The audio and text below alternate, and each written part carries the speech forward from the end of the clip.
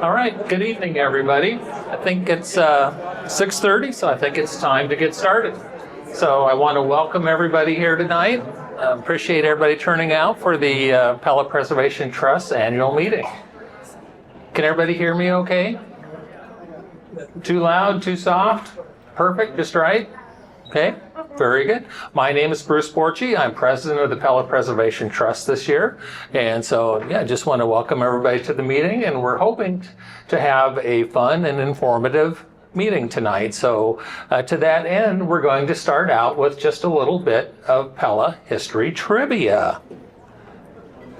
So it's only 4 questions. They're multiple choice, and we're not keeping score. This is just very informal. If you have at least 4 fingers, you can count how many answers you get right, and then we'll check and see how everybody did. So, but hopefully these won't all be just slam dunk easy. So we want everybody to learn a few things. So with that said, trivia question number 1. Which Pella Park was originally called Tulip Town? Was it Central Park, Sunken Garden Park, Brinkhoff Park, or Caldwell Park? And yeah, there's a picture of Big Rock Park. That's not one of the answers, but and I don't know how well you can see it, but there's an old gentleman, and it looks like he's wearing wooden shoes that's standing on top of there. So it's a wonderful photo. So, but anyway, do you have your answer picked out? It's one of these 4. Tulip Town. Here comes the answer. Answer is Sunken Garden. Was originally known as Tulip Town, was built in 1936, was the first year that they started working on it. It took till, I think in 1937 was when the windmill was added. But you can see these are 2 pictures from the Chronicle, and the one says View in Tulip Town in 1938, and the other says Tulip Town is a unique park. And it was about 4 or 5 years that it was referred to as Tulip Town. And eventually people, they were afraid that when visitors came to Pella, they would think the whole town was Tulip Town and would be confused. And if they had said, well, where's Tulip Town? They said, well, the whole town. No, there's a park. So the Chronicle suggested the name be changed to Sunken Garden. And I think that picture on the right is so interesting, because if you look in the background, there's like 1 house and 1 barn and nothing out there. And now there's at least a half mile of town developed out past that way. So 2 very cool photos. So how did some of you have the right answer? Awesome. Okay, ready for number 2. Which of these has not been the name of a Pella movie theater? The Colonial, the Electric Palace, the Cozy, or the Strand? And again, we have a picture. Now, the Holland Theater is not one of the answers, but I'm sure a lot of you people remember the Holland Theater.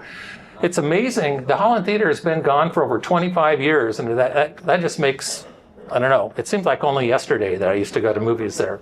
But so 3 of these were actual names of movie theaters in Pella. 1 isn't, so if everybody has their selection, the answer is the Colonial. There was Electric Palace. The picture on the left was the very first theater in Pella, opened in 1907, was located on the south side of the square, and actually this building is now the entrance to Jarsma's Bakery. So that's where the Electric Palace was, and it was there till 1916, so it went almost a decade. And for part of that same time, the Cozy Theater in the center there, I like that KO with a backwards ZY. I think that's kind of classy. But so that was located where Thistles is today, on the east side of the square.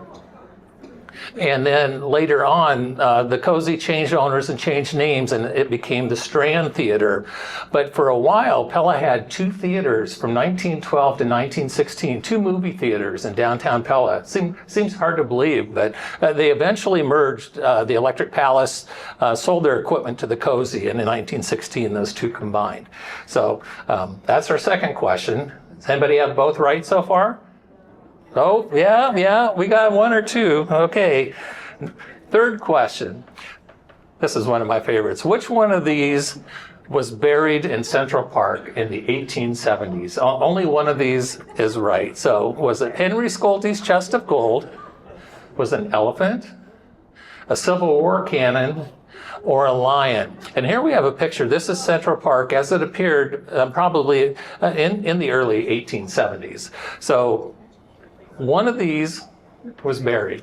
Everybody have their answer picked out? Here's the correct answer. A lion, a circus lion, died in Pella and was buried. So this is the actual ad from July of 1878, appeared in the Pella Blade. It was all one column long. I split it up into three so you could see it a little bit easier. But you can see that where the arrow is on the right, it talks about the lioness and her cubs. So actually it was that lion's mate that died. And there was a little article in the Iowa State Register that there was a Pella Notes section, and they talked about this. And they said, the other day, the lion that was buried in Central Park was resurrected by Dr. Lathrop of Ottumwa, who will make a respectable specimen of him for his museum. So he was evidently a taxidermist. And then it went on to say, during the resurrecting process, the perfume around the vicinity of the square was of the kind not generally retailed in stores, yet it managed to draw a good crowd. So I thought, well, that's really interesting. So there's your trivia. Central Park had a circus lion buried there for 2 or 3 days before it was resurrected, kind of like Lazarus, I guess. So question number 4, and I thought this was appropriate since we're in the Opera House. Which one of these has the Opera House not been used for? So 3 of these have been located in this building. 1 has not. An automobile dealership, a soda pop factory, a mattress manufacturer, or a cement block manufacturer. So, and in this picture, this is probably the very earliest photo of the Opera House, was what appeared in a 1902 publication. And you probably can't read it, but in the little triangle on top, it says 1900 Opera Block. And I think they've recreated that on the front of the building. But so that's a little tangential information for what's coming up on the next slide. But does everybody have their answer picked out? Yeah. 3 of these were here, 1 wasn't. So the answer is an automobile dealership. So these are articles of all the other things. There was a soda pop factory here in 1906. So Messrs. Gladstone and Seibinger announced that they will engage in the manufacture of pop in the city. And at the bottom it says that it will be put into operation in the basement of the Opera House block. So at that time, a lot of buildings they would refer to as blocks. So if you see it called Opera House block, that it means this building. And the equipment has already been stored in the basement. So 1906, soda pop factory right below us. 1907, cement building stone factory, stronger and cheaper than rock, factory in Opera House block. And that actually ran for several years because I found an ad for them still in 1913, so at least 6 years of a cement manufacturing factory, probably on this level right where we're seated. And mattress manufacturers, Reed and McGinnis, the mattress manufacturers located in the Pella Opera House, have contracted to make 18 leather roll mattresses for one merchant in town. So there you go. And so it's almost a trick question about the automobile dealership, because White Way Auto purchased this building at one time and owned it for 2 months, thinking that they were going to move in here, but they never did. They wound up building another building instead. So how did we do? Who got, everybody that got at least 1 right, raise your hand. Okay. Keep them up if you got 2 right. Keep them up if you got 3 right. Ooh. Did anybody get all 4 right?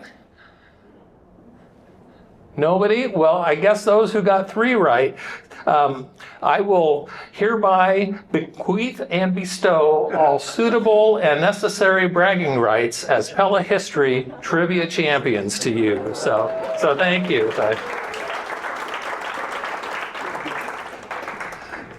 So with that, we're going to talk a little bit about the history of the trust. So the trust was founded in 1994, and it was founded when Lincoln School was no longer being used, and the school board wanted to tear it down. So this is a picture of Lincoln School as it looked when it was first built. And there was a group of people in town thought it would be really nice if the building could be saved and maybe repurposed. And so they got together and they started looking for an organization that could help them save the building. And they really couldn't find anybody in town. That Pella Historical Society seemed like maybe the most logical place, but the society didn't have the personnel or the finances or the time to tackle something like this, because when you think about it, it's a huge project. If you're going to try and save a building and repurpose it, it takes a lot of money to upkeep the building until you get decided what's going to happen with it, until you get architects involved and get it remodeled and everything else. And eventually the school board, they gave, Dwayne Rempe told me that the school board had given like a year to try and come up with a solution. And there was nothing that seemed like was going to work. So it was eventually torn down. But because there was no suitable organizations, the Historic Pella Trust, which is the original name of the trust, we're now known as Pella Preservation Trust, was formed in 1994. Lincoln School was torn down in 1995, and many people were sad to see it go. Now, there's kind of a correlation in this, in that when Lincoln School opened on January 2, 1906, oops, sorry, wrong direction. Got to go forward, not backward in time. It replaced Park School. Park School was the very first purpose-built school building in Pella, which is located where the post office is today.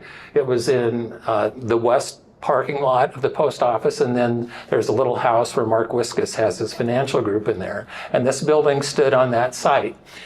And it was used as a school until 1905. And at that time, when Lincoln School came online, there was also the old Webster School, or no, I'm getting confused here. There was, yeah, old Webster School and Lincoln School were around. So Old Park School was no longer needed, but at least at that time, they had the foresight to continue using the building, and they continued for about 30 years. And in 1935, as you can see on that photo on the right, it was eventually demolished. And the Pella Chronicle at that time noted that the landmarks of Pella are gradually disappearing. And that kind of, when I read that, I've gathered articles over the years where people have lamented the passing of landmarks and buildings. And so I just kind of want to read through a few of those, because Dick Reinsberger, in a 1953 Pella Chronicle, wrote, he said, "I know how anxious folks are to have things up to date. Take down the old landmarks of years, almost centuries, and replace them with modern buildings. But I will bet that the day will come that Pella people will wish they still had a few of the old landmarks placed by the first settlers." And then Harriet van der Linden had written a letter to the Chronicle in 1938, and she said, "No one regrets that any of the new and commodious buildings that have taken the places of the older ones. But it is to be regretted that while these changes were taking place, we were without the needed vision to appreciate the fact that in the going of some of these old landmarks of Pella, we were losing something that would be impossible to replace, and something that would have become treasured more and more as the years passed by.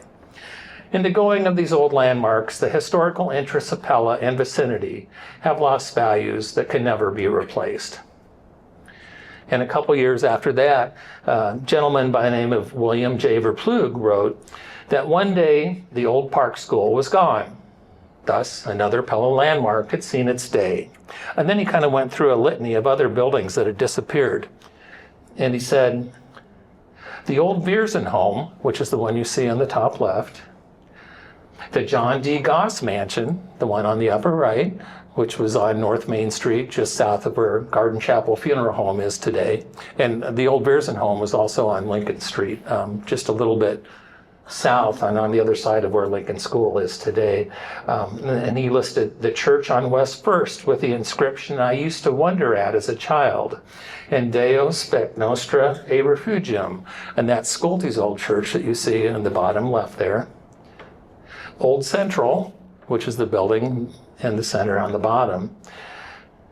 and the old Pella Opera House, which this is not Pella's first opera house. There was an old church building on the corner of West First and Union Street that was used as Pella's Opera House in the 1870s. And then he also mentioned Old Dutch homes, and he said, all have seen their day. It occurred to me many times over that at least one or two of these milestones of the past could have been kept in repair to perpetuate the cherished thoughts of happy days and to mark the contrast between the rugged old-fashioned and the high standards of the modern. And then he concluded, but it was only a dream. But when the trust was formed, Mr. Van Verploeg's lament that it was only a dream was finally put to rest. And since that time, the trust has been instrumental in saving or helping to preserve many of Pella's remaining historic properties. And these are just a few of the properties that the trust has been involved with preserving. And our mission statement is to promote and protect buildings, sites, and landscapes important to the heritage of Pella, Iowa. And part of the promotion is education, and that's partly what we're here doing tonight. And that's the education and letting people know the history behind these buildings, why they are important then and why they are important now is essential to maintaining our heritage. And that's what our organization is focused on. And these are, like I said, a number of the buildings that some we've purchased, some we hold conservation easements on, some other people have placed conservation easements on themselves. Some are in historic districts that the city of Pella has zoning ordinances that protect historic districts, offer some protection from being torn down and altered. So this is a brief introduction to the trust, and now I'd like to introduce the board members. And so if you're here, if you want to raise your hand or stand up, these are in alphabetical order. Dodie Boat, and I know Dodie was manning she was at the front door. I saw her come in earlier, I thought. Oh, okay. All right, there she is. So Dodie is a longtime board member. Oh, yeah. Yeah, she's inviting you all to renew your membership. So. And I'm president of the trust this year. Matt McCullough, our treasurer, is not able to be here tonight. He's out of state on business. Dwayne Rumpy, Dwayne's been floating around, so he's in the back corner there, anchoring the back of the building. Dwayne is actually a founding member, along with Eunice Kuiper-Folkerts and Bob Klein and some others of the organization. And Dwayne has a distinction of having been on the board from the very beginning, so he's got 31 years of service in. So we all owe Dwayne a huge debt. And Wayne Steenstra, Wayne is past president. There's Wayne up here in the center, and Wayne, like I mentioned, is one of our past presidents. And Summit is our most recent past president. She's sitting up front over here. Sean Thomas is along the back wall. One of our more recent members, a transplant from California. But he's not a Pellan by birth, he's a Pellan by choice. So there we go. That sometimes speaks even more than... And Lila Turnbull, sitting up here as our vice president this year. Mary Van Wyk, I don't believe is here tonight. She's also been on the board for several years. And Annie and Jordan Vanderkamp act as kind of our co-secretaries. They are both out of state on vacation this week too. And Susie Weingartner is our newest board member. She joined just earlier this year, but she had a conflict tonight, so she was unable to be here. And Bob Zylstra, I saw, there he is, right here in the center, is another past president of the trust. And Jeray Kelly, I'm proud to introduce our new executive director, just joined us earlier this year. So Jeray is getting her feet wet. She got baptized with the annual meeting, kind of learning the ropes with that, but she's been a valuable asset to us. So you'll hear a little bit more about her, and you'll hear a little bit from her later on. So I want to talk just a little bit about some of the accomplishments of the trust this year. We're in the process of installing some historic plaques around town. The first one that went up was the one commemorating the site of Scholte's original church on 705 West 1st Street. This went up just a couple days before tulip time. We've had a lot of positive comments on it. It's located in the front yard of Jim and Janice Warden. You can see their house in the back there. So if you don't know where this is, it's just a half a block north from the Van Dyke Duvin Funeral Home. And so that was the location of Scholte's church, and actually this home and the home just to the north of it both have some lumber that came out of Scholte's church. That I know in the basement you can see some of the original rafters have been used down there, and there may be some other portions of the lumber from Scholte's church still survive in these properties. So we're in the process of installing plaques. This is with a grant funded by the Marion County Community Foundation, and our next plaque is just about ready to go to the founders. It's will go up on the old City Hall building, the one with the cement dogs out front. And we're working on a couple others. We're kind of waiting for permission from the city. A couple of these have to be put up in the city right away. And so it's kind of a long story. So anyway, that's one of our accomplishments. This year, we again partnered with Pella Historical Society, or Pella Historical Museums, and the Historic Preservation Commission to offer free historic city wagon tours. We did that on the 4th of July. I think we had 4 tours. 3 were completely sold out, and the other one was very close to it. So those have been very well received. We had a presence in June at the Marion County Historical Society's Pioneer Days. Jure and I were over there with a table. We were uptown at Thursday nights in Pella with a table, and coming up next month in this building is the Pella Community Foundation is going to be holding a charitable organization event that we will be involved with that as well. And one of our big accomplishments was hiring Jure Kelly as our executive director. We'd gone a couple years without a director, so we have plenty of built-in things for Jure to accomplish. And one of the very first things she helped us do was design this conservation easement brochure. So there should be a couple on every table. So if you haven't had a chance to look at it yet, take a look at it. If you think you might be interested in a conservation easement, if you don't know what they are, read through the brochure. And I would be happy to have any of the board members would be glad to talk to you. Or if you know somebody who might be interested in preserving a historic home, take this along and pass it along to them.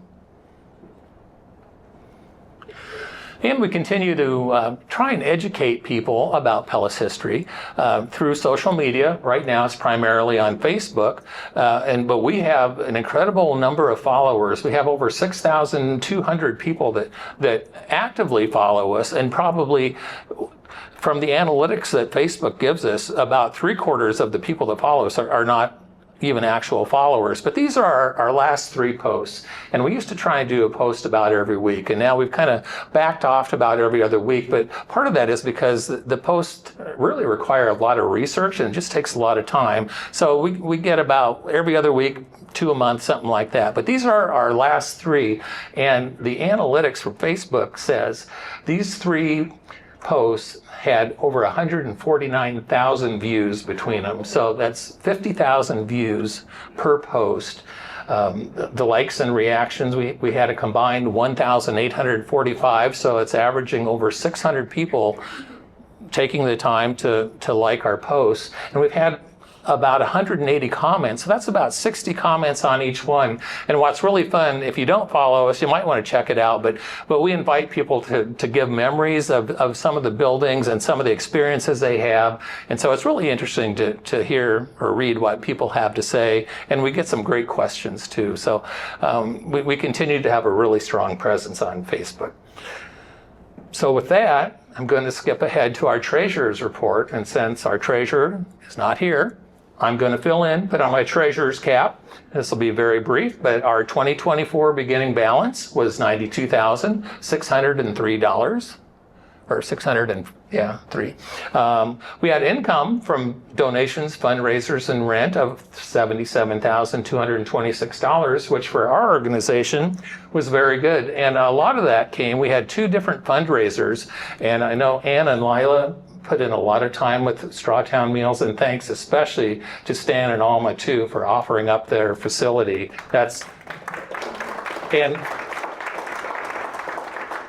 And to Eunice for allowing us to use her recipes and go back and relive some wonderful memories of the Strawtown Inn. So that was very special.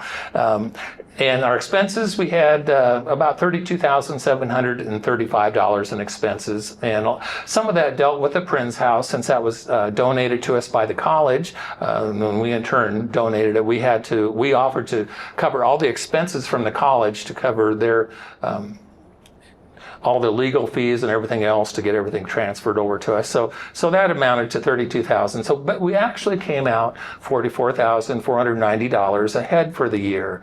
And so we had an ending balance last year of $137,093. We put $50,000 of that into a CD, and we're excited because with this conservation easement program, our hope is that we can start to use some of these funds to offer people grants in exchange for conservation easements. So we're very excited to be in this position. So we have right now at the end of last year the available funds in the amount of $87,093. We also own 2 properties, the Tuttle Cabin and the Soul Sleeper Church, where Pella Books is located. So got to give DJ a little plug for Pella Books. And so with that, it brings us to our awards presentation for tonight. So I will ask Jeray to come up. And we're not going to be going through in the exact order that these properties appear in your brochure. However, I think you'll be able to hang with us on this. So the first one is to Kevin and Michelle Jones. This is a preservation award for the work they've done on 512 Franklin Street. And unfortunately, the Joneses had planned to be here, but had a conflict with their son's football, I think. We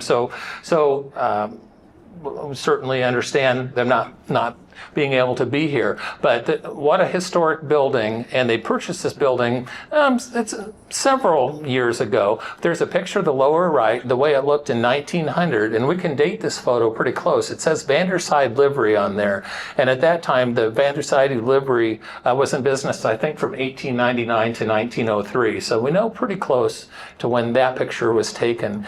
If you look at the picture in the upper right, over time the residence was converted into commercial use, and someone took out 2 of the front windows and replaced it with a big plate glass showroom window type. And the Jones took it back to its original configuration. So the picture on the left is the way it looks now. I think Big SIE has just moved into there. And they also, on the side of the building, and maybe a little bit hard to see in these pictures, but the brick was in really poor shape on the east side. And if you can see, there's a band of about 8 bricks or so.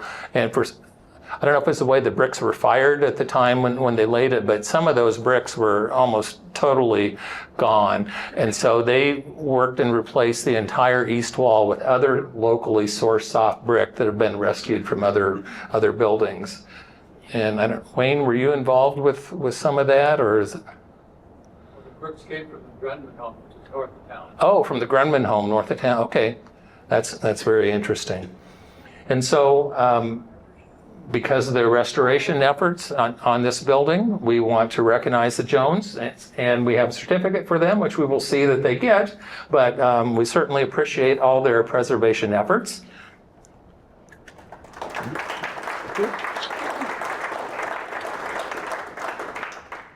Our second preservation award is to Jeff and Stephanie Lenderink. And if they would like to come up front, we're honoring them for their property at 811 West 3rd Street, and they have done extensive renovations to the outside of that building and are working on the interior right now. And if you read through some of the notes that you have in the brochure, we found that one of its earliest known residents were Frank and Dora Kester, and Frank, it turns out, was a woodworker at both the Birkins Wagon Factory and then later on at the Garden City Feeder Works. And we're thinking that it may have been some of his handiwork that's still visible in this, in the ornate woodwork on the exterior of the building. And also, the Lenderinks have placed a conservation easement on the home so that the home is protected and will be around for future generations to enjoy. So we'd like to honor them with the certificate.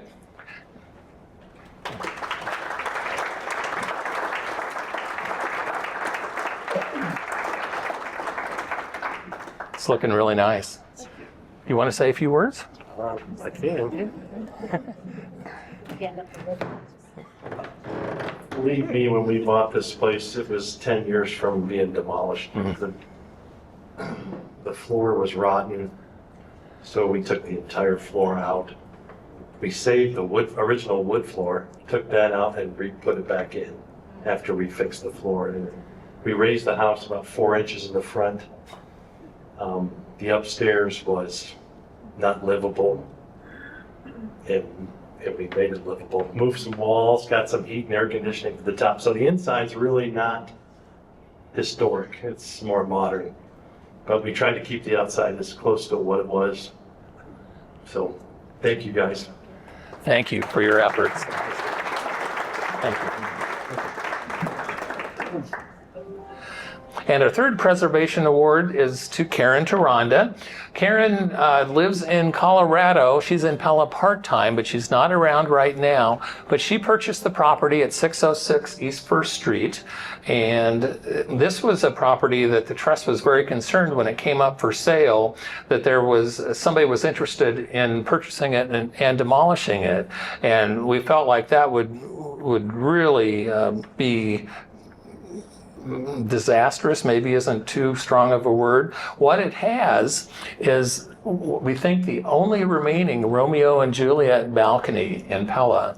And it was in really bad shape. You can see in that picture on the right, was taken about 5 years ago. And the floor was so rotten that they didn't dare stand on the porch. So she's had that balcony completely renovated and restored, and I see it even has a little bird's nest in it now. So even the birds are appreciative. So and thanks to all of her conservation work, we want to recognize her with this preservation award. So we thank her in absentia.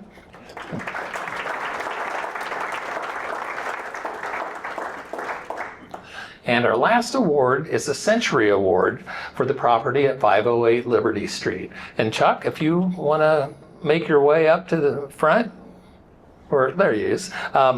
This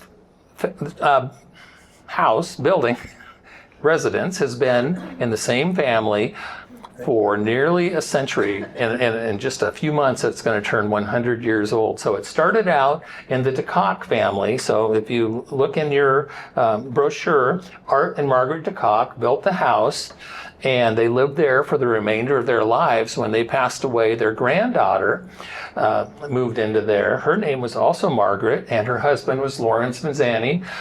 Hopefully many of you remember Lawrence and Margaret. Lawrence was a very long time just a wonderful mechanic.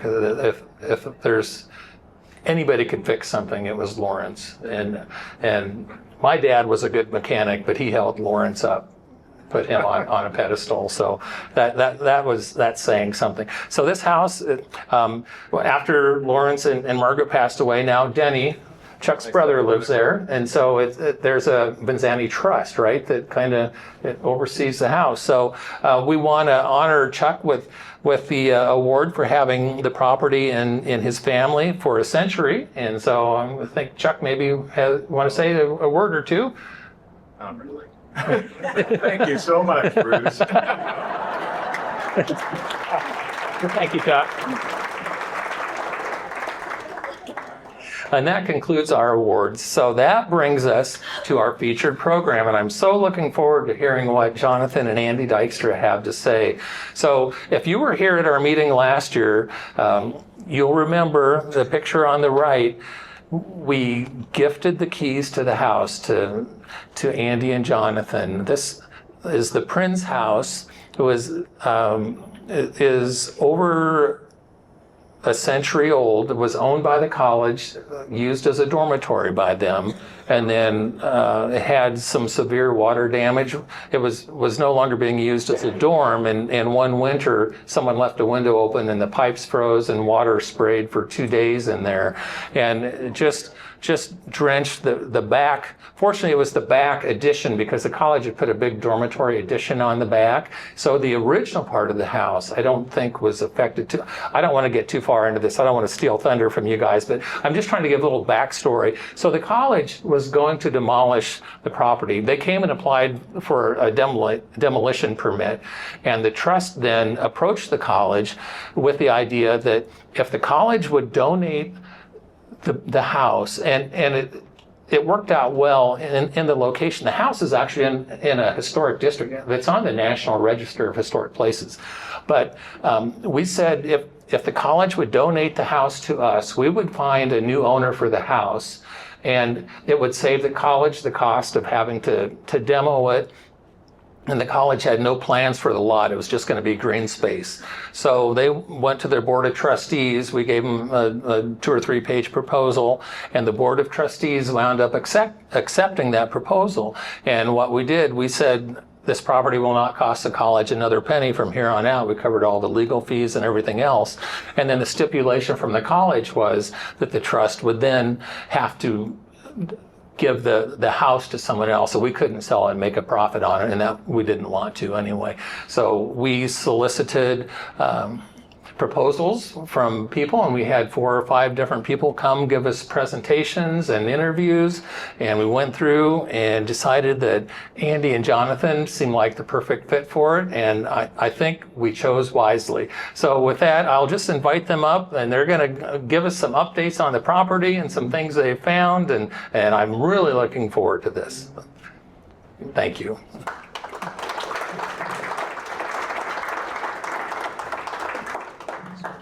Yeah.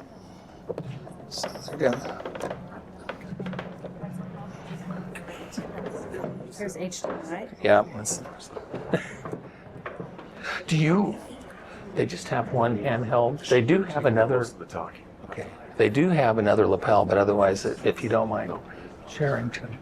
We can share. We can do it for 20 listeners. Okay. Well, thanks, you guys. I'm really looking forward to this. We're excited. Okay, Jonathan, we're up, man. Sure, it's connected. Is it working? I brought my tech guy with me. Hey, Bruce. I'm going to give each of I them try to do one. that as much as I Can I put this on you? That's right. Yeah, here. Yeah. This one? One for her. Yeah, just put it on wherever. Like, right. And not this? No, you're going to do that too. I need this too. This is for the video. Oh, okay. I just don't want to get feedback. No, it's just that. Okay. It just goes to the camera. I can't see it. Okay. Oh, my hair. What have I got to do here? Okay. Where's it? Up in the, oh, well, it probably disappeared because that's what happens. No, I see it. There it is. Start from beginning. All right. Okay. I'm going to turn up the music just a minute. Is there music? And then you'll have to turn the music down. Can you hear it? Not yet. Okay. Well, hi, everybody. I'm Andy Dykstra. I'm Jonathan. We're the Dykstra family. Our third little gal who we have with us is Lily, and she was here earlier, but she had to, she's participating in a production with Pella Christian as, what is it? It's sound and music. Sound and music. So she has to practice for that tonight. So she wishes she could have been here, but there were only 2 chairs. So she just scooted on out of here.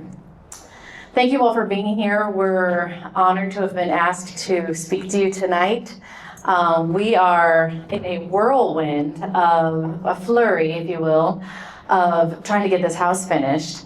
We had no idea that we would be as close as we are today a year ago. And incidentally, a year ago, yesterday was when we got the keys to the house, and that we were here accepting that with that picture earlier that Bruce had up. So Rachel Tiskovich, who was our realtor and who helped us through the whole process, was amazing. And she sent me a little text yesterday saying, "Happy house anniversary." I'm like, wait, what? What do you mean? I didn't even realize it, but it had been a year. So if any of you, before we get started, have a chance, when we're finished here, there's a little table over here. And it looks like laundry because it is kind of laundry. This is a table of artifacts, I should say, in air quotes, that we found in and around the Prince house through our renovation and preservation of the property. And some of them are very mysterious. We had maybe one of the more mysterious ones. Well, we found a mouse skeleton. That's not mysterious. Those things happen. But we did find an entire outfit from the 80s, women's outfit, including leg warmers, in between studs, totally walled in, with no ductwork around it. So, anybody have any ideas on that? We don't know. So you'll see that over there. We found another men's shirt. We found book reports. We found books. We found calendars. We found hairpins. We found pennies from 1946. We found a syllabus. A syllabus. We found a book report. That is just all over there. But no beer cans. No beer cans. No. That is not true. Yes, we found a few beer cans up in the, what do you call it? Drop seal. The drop ceiling, which is now gone. Thank the Lord. Yeah. All right, so we're going to go ahead and get started here. Want me to show them? This is a picture of our house. Oh. Oh, okay. So I just got to give some credit to my mom who's back here, Becky. She's the one that put my presentation together because she's amazing and I don't have one extra second to be doing that. So she did it. So I have to say, the Pella Preservation Trust never called this a contest, but when I heard about it, that's the word I heard. I thought, I gotta enter the contest. So I approached my husband and I said, honey, I think they're trying to basically give a house to the best idea and the family that they thought would be a good fit for this property. Can I try to get it? And he says, sure, go for it. You know, I think he had I didn't. I think you knew. Well, Andy will dream in floor plans. She's been doing that her whole married life plus 20 years. And so I thought, well, if anyone can draw a floor plan for this place in a couple days, it'll be her. And she actually plays around with 3D software. So she built the whole house out in 3D software. And I thought, it's all right up in her alley. It could happen. You never know. I missed my calling for sure, but I guess I'm doing it now. So we heard about this, and when we went through the process, we sent an email with, I can't even remember at this point, but it was in, Oh. there it is. Don't go yet, honey. Okay. And then we ended up going through the process. I don't want to make this too long, and then we got to do a presentation, which was very fun and get to meet some of the members. Then we got the email / call that we got the house, which was just the most exciting. Okay, hit it, honey. Did I play too much? It's gonna go. This is the song we were thinking of. Okay, and then it all started. Now you may fade. I don't know how to do it here. Right there. Okay. All right, so yeah, everything started. We had schedules, materials, budgeting, talking to consultants, talking to the banker. And a lot of this, we had to make sure that we were staying true to the history of the house. So there were a lot of stories, there were a lot of dates, some of them conflicting sometimes, that were a little bit confusing, but we were provided with some great photos. And even some of these are just fantastic as far as preservation goes. You can see exactly where things are supposed to be. I had a chance to talk with Don Rowenhorst, who's here also, who lived all around this house. His grandparents lived in the house that's now a parking lot just to the west. And you grew up on West First, just down the alley. So he knows his house very well, knew the kids that lived there, played with them. And I asked him, Don, was this a white house or a blue house? And he said it was a white house. So it's hard to tell in black and white photos, but it was a white house. I had to go through and decide, do I want to do white windows, brown windows? I ended up doing brown because I think the windows were dark, but not always in all of these pictures, as you can see. So some of the things that we had to do that were kind of tragic, but needed, is there was this fir tree that was in the front, but it was just kind of dead. I mean, it was just alive on the very top. It had a little poof out the top that was still alive, but the rest of it was sad. So we wanted to do something special, and so we had the big pieces of the trunk milled by Pellet Tree Service into planks, and hopefully those will be something that we do in the future. We don't really quite know yet, so if you have any good ideas, just let us know.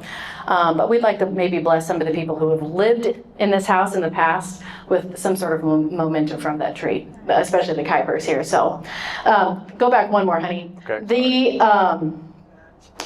Is this Lois?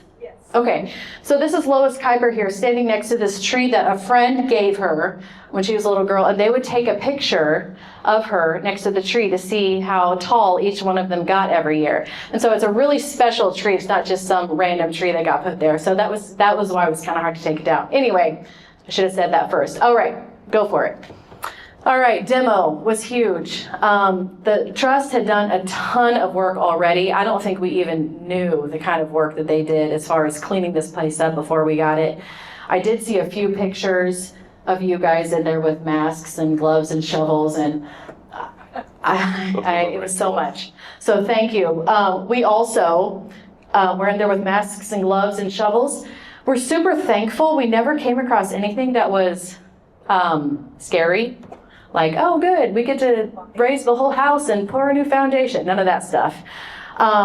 There were some mold issues. They got remediated. And there were a couple of sagging areas in the main American Forest Square. And I should have said this before, but this house is actually two houses.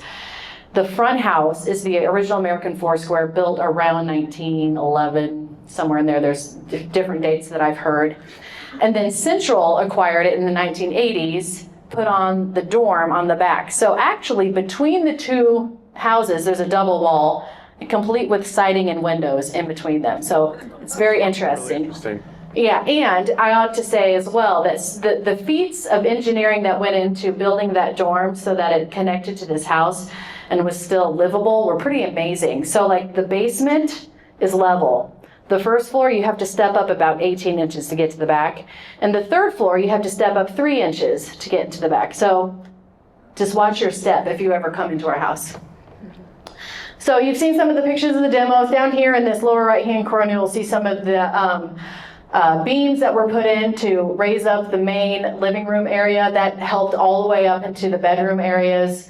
You can see that these load-bearing walls were not really load-bearing anymore. There's lots of holes punched in those bricks, and they're just crumbling. So we ended up putting more supports there. I say we very loosely. Joe Brofart and Brofart Builders is our contractor / brother-in-law. So he does all the things we ask him to do, and he is awesome. Just cannot sing his praises enough.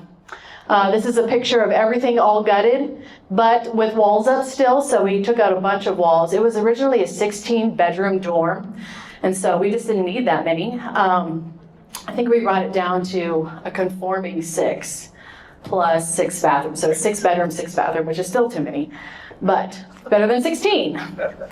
Okay, let's Go to the next one? Yeah, let's go to the next one. Oh, go back one. Sorry. Show the door. We're so thankful. There was a pocket door left.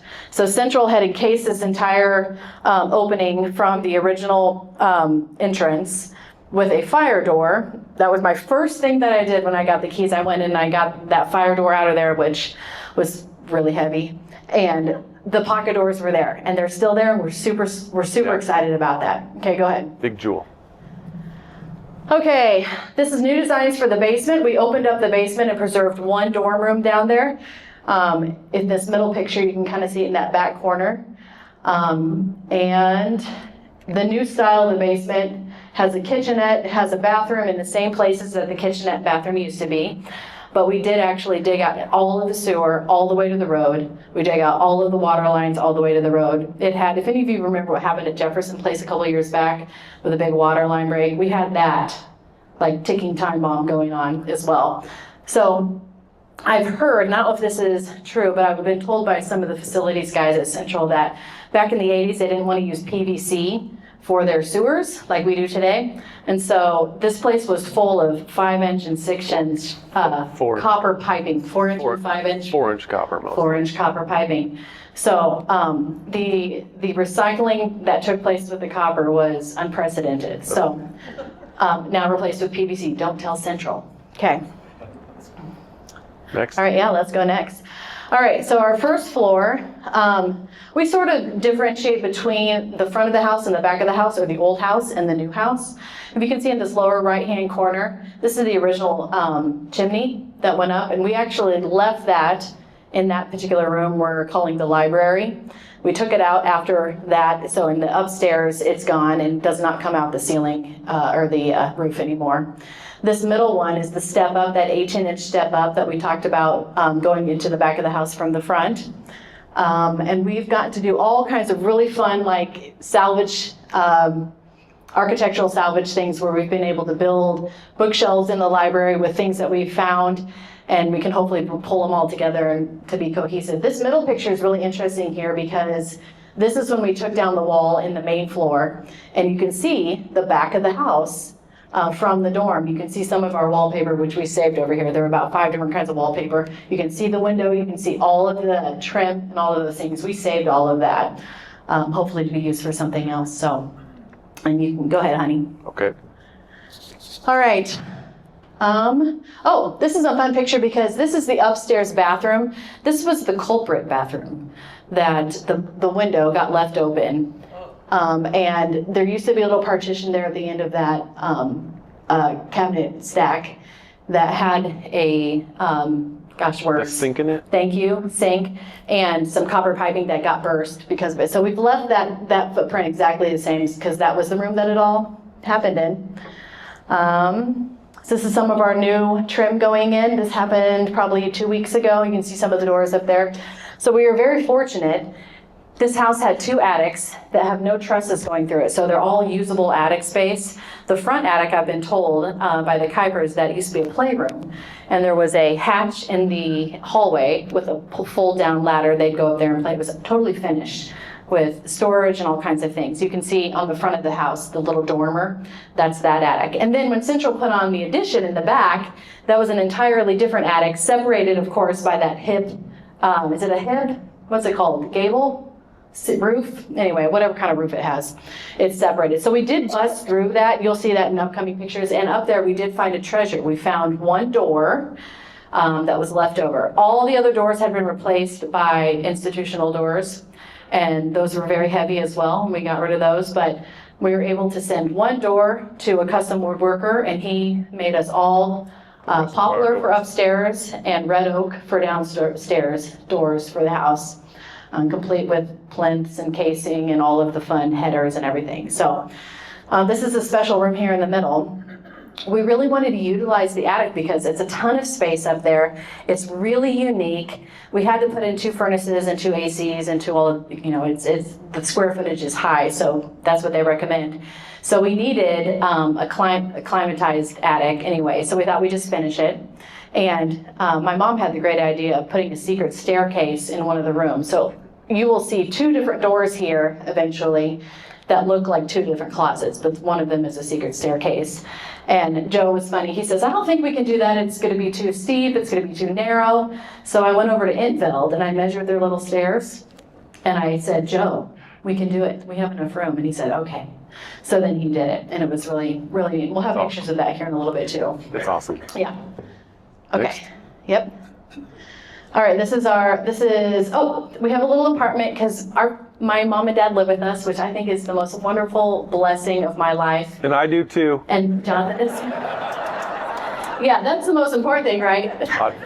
Very much so. Yeah, so we put a little apartment on the back part of the upstairs, and you can see some of their kitchen going in. This is their marble floors and everything.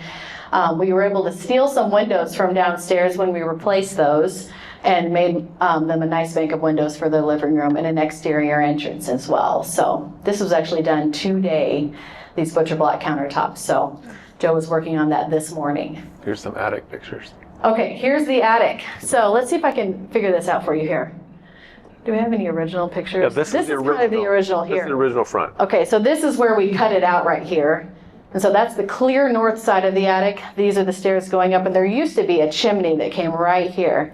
And it was super yucky and you moldy, can and see we the had to take hole care up of in all of that. Yeah, so that's now been re-roofed and everything. And then they sheetrocked it. This back part where the furnace is going to be a movie theater there. The whole thing has been closed cell insulated. It is just, the climate up there is lovely. We love it so much. So the kids hopefully will have, I say the kids loosely, our 15-year-old and all of her friends hopefully will enjoy spending time up there and watching movies together. So, okay. Next. Oh, This is the best part of the house. We love it so much. From this original picture here, the two things that we wanted to add to the exterior, one of which we've done, or are still working on at least, is on the east side of the wraparound porch, you can see a screened-in porch, and you could have seen those also from the Kuiper photos that we had at the very beginning with Lois standing next to the tree. Their entrance was to the north, ours is off to the south, and maybe if you've driven by the Prince House, you've seen that door. This door is repurposed from Steph Voss. She found it for me. She's been great finding all these fun antiques for me to be able to use. I originally wanted to put this, so we finished the floor. Sorry, I have 1,000 things going on in my brain. I sanded the floors. They're in pretty good shape, but Sherwin-Williams has a great product that you can put on deck and docks that's good for very, very weathered floors, and it's been fantastic. So that is all screened in now. We originally did this because we have 2 little outdoor kitty cats that I really want to stay with us. We can't put them in the house. And I thought, well, maybe if I just lock them in the porch for like 2 weeks, they'll stay. They can't go in the house. And so Jonathan discovered the porch once it was done. He's like, this is the best part of the house. They can't come on here. I'm like, whoa, what do I do? So anyway, we're gonna have to. We'll figure it out. We'll have to fight that one out. Okay. Anyway, so the porch is there and we just love it. And you can see in this top right picture as well, there's a sleeping porch that came off one of the bedrooms. In our current plan, that is the master bedroom, and it's a very small bedroom, as old houses often are. And the future plans after we move on are to put that sleeping porch on again. However, from the inside, it'll just feel like one big room. We'll take that entire wall out that goes off into the sleeping porch, so it'll feel a little bit more Like a master. like a master bedroom, exactly. But from the exterior, it'll still look like just a little sleeping porch. So we're looking forward to doing that as well. Oh, these are some of our fun finds. This is maybe one of the funnest parts for me, is the treasure hunt, trying to find different fun things that we can put in the house. A lot of these were found on Facebook Marketplace. A lot of them were found by Seth Voss. I think I got a doorknob from Anne that was from her dad's house, your grandfather's house. This was okay, has anybody ever been to the Restore, Habitat for Humanity Restore? Every once in a while, you can find a really cool piece there. This commode is from 1864. When I took off the marble, I'm going to turn this into a vanity for a powder room. It said 1864. It has the original furniture stamp on it. It is just the coolest commode. So that will be going in one of the powder rooms as well. This door here on the right came from, someone's going to have to help me with the name. It's the farm east of Vermeer that was taken down, house. Right, Vanderbeiden House. And Joe went and pulled that out for me. I was so sad because somebody crashed it. There's an edge glass window. So I'm on the hunt for another edge glass window if anybody has any feelers out there and can help me out with that. But that's going to be going actually on an interior door jamb in the house to separate the basement from the upstairs. Oh, I should say one more. Another really fun place to find treasures if you are a renovation person is Changing Places in Des Moines. Has anybody ever been there? Oh, you have all missed out. This is the best store. It's all used furniture, used antiques, but it's all good quality things. Consignment. And so we discovered this really cool brass fireplace fender there that we purchased for the fireplace as well. More? Yes. All right, so this house had old systems, all of them. Old electric, old telephone, old everything. So all of that has been replaced. It had an old fire suppression system. And the black water sludge that came out of that when we took it down, I might have just stayed in the house. It was the most horrid thing. So just beware, if you ever get to do a commercial property that has the fire suppression hoses and sprinklers and stuff, these things that are above us, just beware. Okay, just gird yourself up, put your mask on, you'll be fine. Okay, so there's a lot of windows in this house. The house we live in currently has 4 windows. It's a little baby house. And so I haven't even counted them yet. I'm not gonna count my troops. So we have replaced like 6 of them. And over the years, we will replace more. So as you look at this side of our house, which is not the prettiest side, you will see that there are different kinds of windows, and you will see them getting replaced over the year. over the years. We will also be replacing siding eventually, but that is not today. That is not this day. So hopefully we'll be able to do all of those things too. This house is made for speed because of this guy right here. So it is wired for everything that you might think you need from here until. Out too. What's that? We took a lot of wires out too. We took a lot of wires out. I think, what did the electrician say, Mom, that he thought there were 2 miles of wire in this house? Yeah. So we took a lot of wires out, we recycled a lot and put a lot of wires in. This was the only way that sheetrock could get to our house. So luckily we took out a couple of windows and replaced at least the dormers to get our sheetrock into the upstairs. Am I gonna keep going? Mm-hmm. Does this play? This one I think plays, but yeah, oh, why? Whoa. So this is my daughter who knows how to do, what are these called? Time lapses. She's also techie.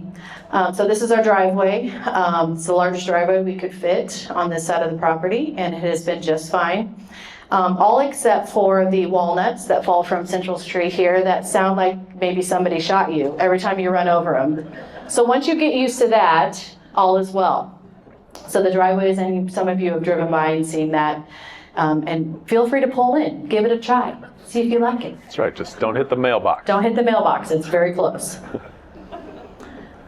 We've been heavy into all the decor and trying different kinds of finishes. This entire red oak floor in the back part of the dorm main is something that Jonathan and I finished together and lived to tell the tale. Still married. We're still married, it's good. We have a couple of Carrara marble bathrooms, and I realized that mosaics are real hard. They're real hard to do. Don't do them. Don't do them if you're a brand new tiler. Just don't do them at all. Okay. Yep.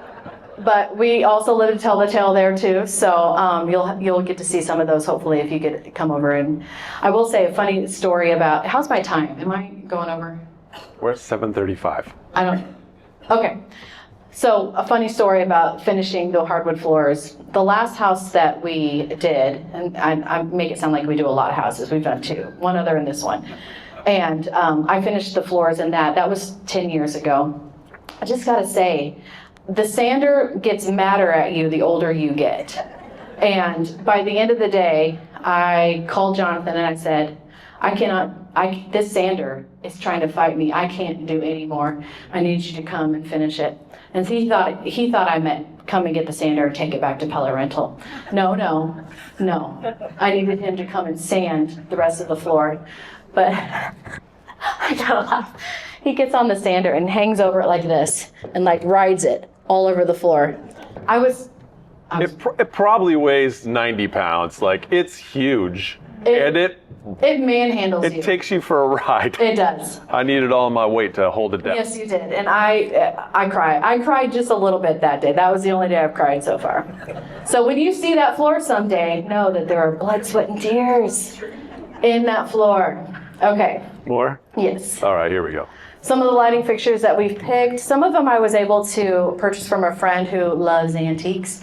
The electricians put all the weird bulbs in, so I've had to go through and change all the bulbs.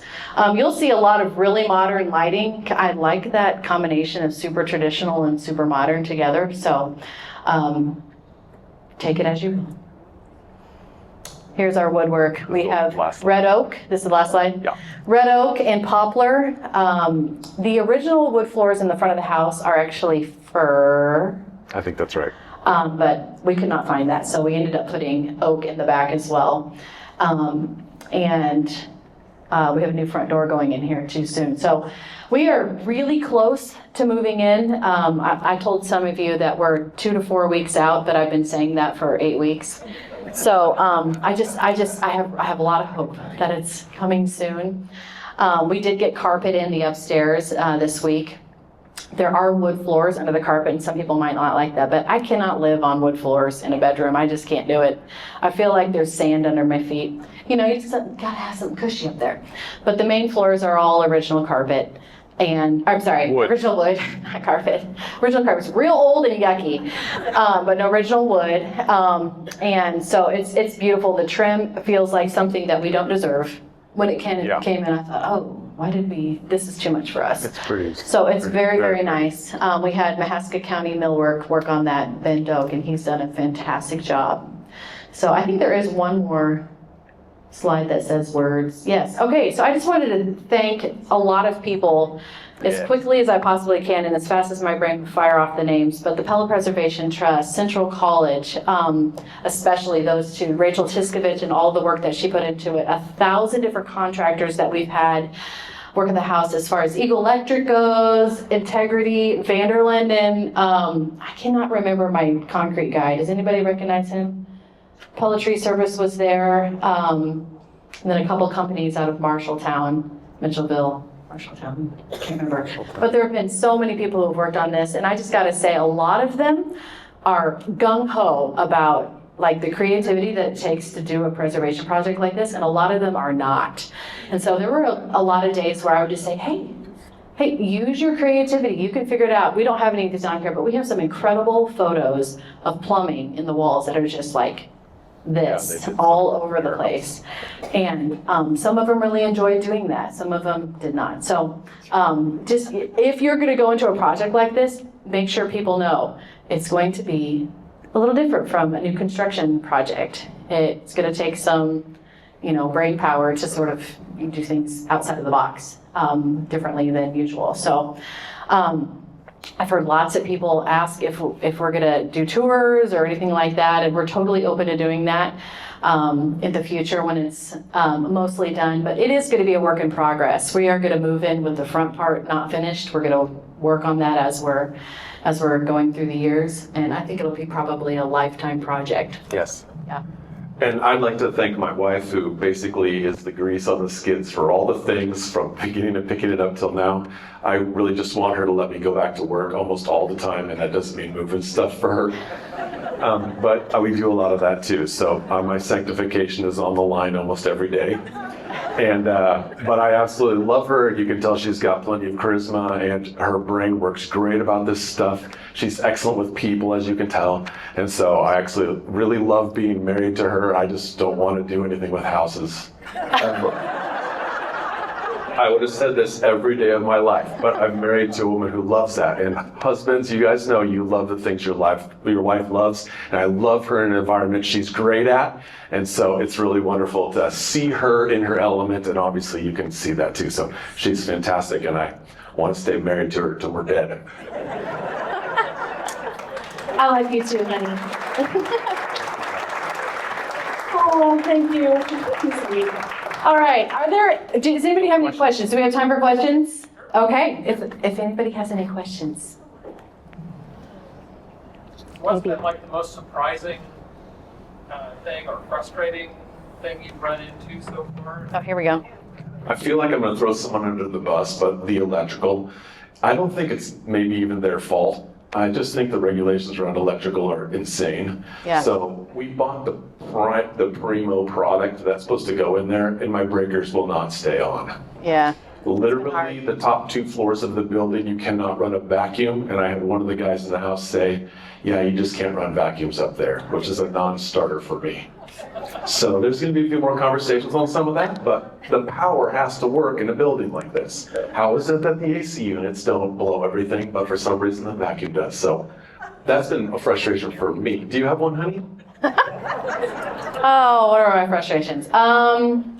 Just trying to get people to do the thing that they've been hired to do, like in the right order and at the right time. Because there's a lot of like, oh, we got so much done, and now we're waiting 3 months. Oh, we did so much. So just like, and I think that would come with more experience. Like I would just know who to call and when. And I just realized, oh, yay, I get to order countertops and they won't come in for 8 weeks. So just like that kind of thing. So We're noobs. yes, We don't know what we're doing. We're new at it. So anyway, and then you had another part to your question: frustrations or surprises? Surprises. I can't think of any surprises. I've been super thankful that we haven't opened had up a too can of many of worms that. and not many have come Right, out. that's true. Yeah. We've The been, things we found in the wall when we run over Those the are fun. walnuts, that always surprises those me. are fun. No, not a lot of big surprises, thankfully. Super thankful. And the trust has been great Yeah, to work good with. resource. I cannot recommend the conservation easement enough to you. Any other questions? Yes. Do you have a moment or something that you can think of where in the midst of the sanctification being on the line, that you just stood back and went, this is one of the best decisions we've ever made? Yeah, I have a moment like that. Any of you who've gone through a large project like this will know there are moments when you think, what have we done? There's so much on the line. There's so much money on the line there, but it's for a good thing. And I remember at one point saying some of those things out loud, just panicking a little bit over it. And my daughter, my 15-year-old daughter, comes up. She's like, "Mom, if the Lord gave this house to you, then don't you think the Lord will see you through to the end?" And I thought, thank you, Lily. And so when your children get to the age where they're telling you the things that you know you've told them in the past, that is a sanctifying moment. Yeah, you Yes, bet. for you. You bet. Just moments we've enjoyed would be that when that side porch got done, we would grab coffee and just go sit there many mornings and enjoy time together as a family. And so it's fun to see we look forward to more moments like that throughout the place, and having my parents live with us is going to be wonderful. So we're looking forward to many more times like that. And hopefully a lot of people in it, because there's not very many of us. So we'll have to invite some people over. Yes. Okay? Well, we're at 6 bedrooms now, but we're not using all of those as bedrooms. Yes. So just come on over. Bring your pillow. There's like one extra bedroom. Yeah. We already have people asking, "Can we come stay with you?" And we said, "Yes, of course you can." That's right. Any other questions? Where are you going to have your business, John? So I have a computer repair business, and it's in the basement because I always work in the basement. So it's still in the basement, mostly in all that area that was flooded with. I found out 3 feet of frozen water. So that's pretty insane to think about. But we'll be in there. We hired our 4th guy, including me, this year. So, and I'm trying to spread out the ages because I'm getting old. I'm feeling old.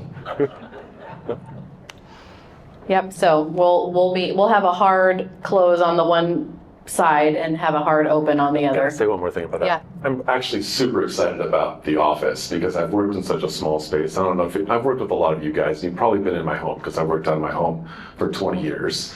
And the new space is really nice. It has a little waiting area. It has a pass-through where you can put machines through. So I do computer work. And I'm going to have my own office. I'll be able to close the door. So some of that stuff we feel very blessed. There's lots of times too where, to Bruce's question, we stood in the house and thought, we didn't do anything to deserve this. And so we want to try to be as good as stewards of the thing that was given to us as possible. So that's how we feel about it. Yeah. Well said, honey. Yes, sir. So through my preservation efforts, I've been blessed with a lot of stories from past families who've owned the homes. Realizing now that you will be making those exact same stories, you need to find a way to safeguard those and combine them all for future generations. Yeah. The biggest problem I see in today's efforts of preservation is as great as and easy it is to document everything, it all gets lost. Yeah. We don't take photos that end up in albums, they end up in phones, which end up in drawers. Yep. Yeah. So if I can give a little advice, make sure in a photo album and in journals and stuff, this all ends up there. It's an enormous effort you guys have taken, and I'd hate to see it all lost. Yeah. For sure. Good words. Okay. Good words. I'm looking forward to when we don't have quite as many things pulling at us to sit down, do some writing, and do exactly that.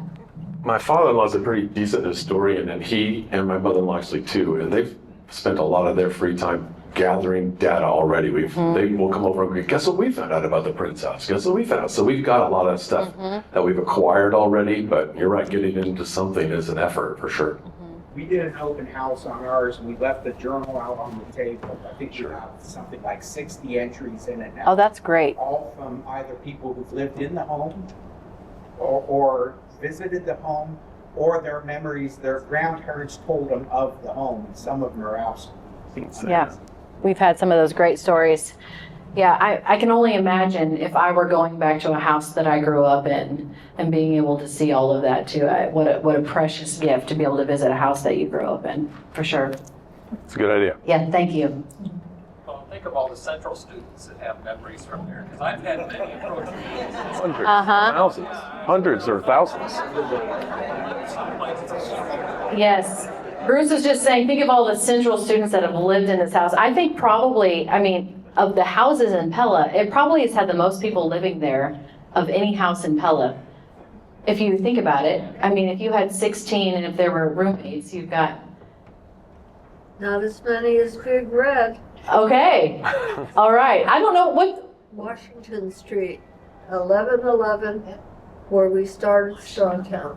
Okay. Yeah. Those people because were those originally separated and then they got connected? Yeah. You betcha. Yep. Yep. You're right. I stand corrected. I'm really sorry. We have to leave. Oh, And I don't want to because you two are just absolutely delightful. bless you. Thank you, And Eunice. Excuse me, but we couldn't live without him. I know, he's the best. Me too. And I have my Michigan son and his wife that came in this afternoon. They just texted me that our supper is ready. Well, off you go. Don't miss it. Off you go. Thank you, Folkers. Thanks Have for a good coming, night, you you guys. guys. Yeah. Yep. Well, bless you. Thank you, Eunice. That you have had the house in the first place and what you're doing with it.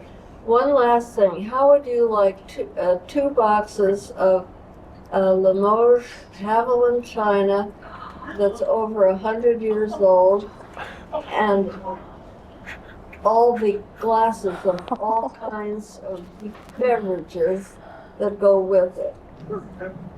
Yes. Thank you. That would be wonderful. Oh, what a treat. Thank you. Thank you, Eunice. Get rid of things. All right. We've got a place for it We have a somewhere. place. I'm positive. I'm positive. Place. I couldn't tell whether I lived in the apartment or in the garage. Uh-huh. That's Thank you for true. your kindness. All right. Thank you, Eunice. Any more questions? Can you get my worker? We have Thursday. All right. Okay, Bruce. We'll have Bruce back up here. Thank you so much, guys.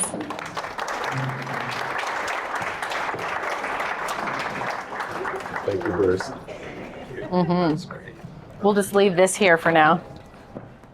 Well, thank you very much, everybody, for coming. I'm going to have Ray come up here, and I think she's just going to kind of conclude the evening for you. But I hope you learned a few things and had a good time tonight. So thank you all for coming, and I'll let Ray finish up. So thank you.